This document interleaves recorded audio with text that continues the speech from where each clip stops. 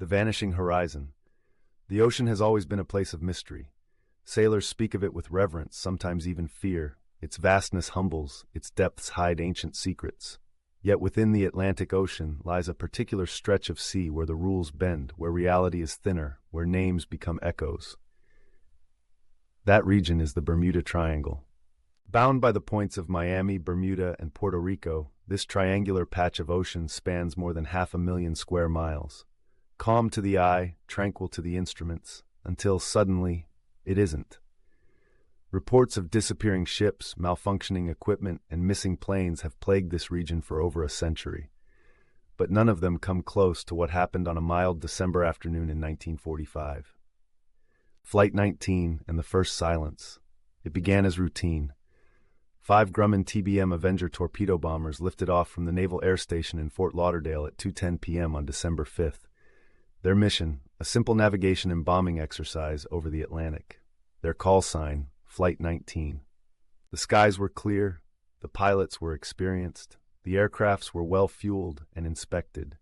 Leading the flight was Lieutenant Charles C. Taylor, a man who had flown combat missions in the Pacific Theater during the war.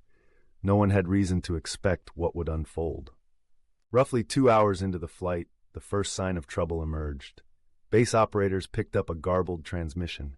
Lieutenant Taylor's voice was tense, confused. "We can't find west. Everything is wrong. Strange. We can't be sure of any direction. Everything looks wrong, even the ocean." For the next 90 minutes, intermittent radio contact provided only fragments. Fragments of growing panic, failing instruments, and impossible geography. The message from nowhere. "We are not sure of our position. We can't be sure. Everything looks strange," Taylor repeated. The air traffic controller tried to triangulate their signal, but no coherent coordinates could be determined. The plane seemed to drift further off course, deeper into an unmarked sector of sea. Taylor's voice grew quieter, fading beneath bursts of static and silence. "It looks like we are entering white water. Nothing seems right." And then, nothing. Flight 19 had vanished, along with its 14 crew members. No distress beacon, no radar ping, no floating debris. The last known location was just north of the Bahamas. Rescue efforts launched immediately. Among them was a Martin Mariner flying boat with 13 on board. Hours later, it too vanished. To this day, not a single piece of wreckage from either disappearance has been found. Ghost ships and forgotten voices. But this wasn't the first time the Triangle had claimed something or someone. In 1881, the HMS Atlanta, a British training ship, disappeared with 290 souls aboard.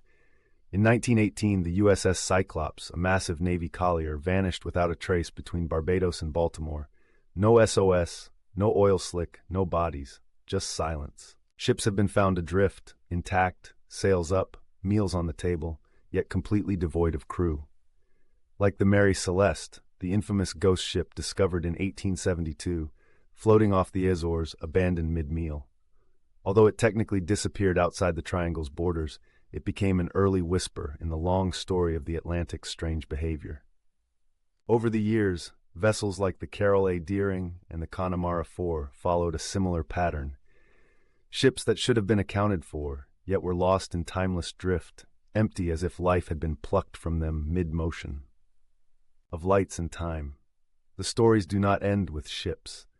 A pilot named Bruce Gernon flew from Andros Island toward Bimini in 1970.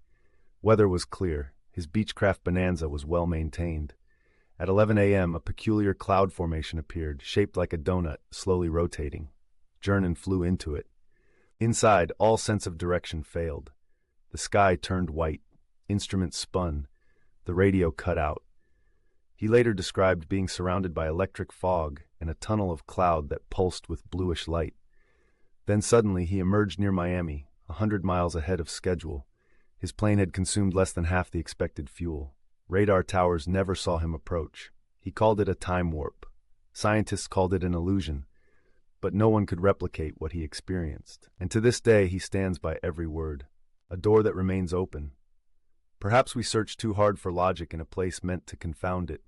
Perhaps the Bermuda Triangle is not a singular location, but a rift, a fold in reality where the laws of physics unwind. For every explanation, rogue waves, magnetic anomalies, methane eruptions, there is a counterpoint that defies it.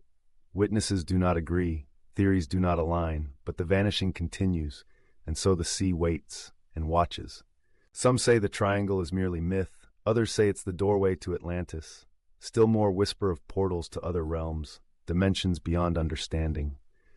But for those who vanished, who've seen the impossible, who've flown through silence or stared into clouds that twist time, it is real, and it never lets go.